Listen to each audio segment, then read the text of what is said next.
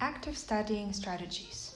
Simply reading and rereading course material and listening to lectures are examples of passive studying strategies.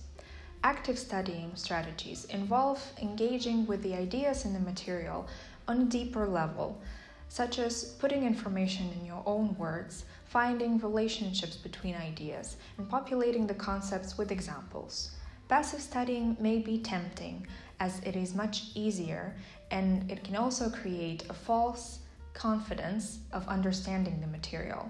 Active studying, on the other hand, can provide insight to the information you haven't yet mastered and help you understand, retain, and retrieve information. To choose the most effective study strategy for a specific class, you have to look at the main concepts, ideas, and assigned work of the class.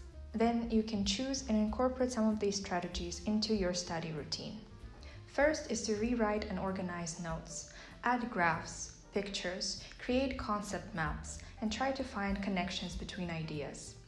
You can use the existing study guides or create your own. Second, engage with the material.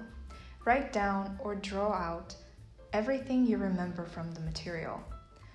Ask yourself the how, why, and what if questions. Also, try to explain the concept to an audience, even if imaginary one. Third is self-test.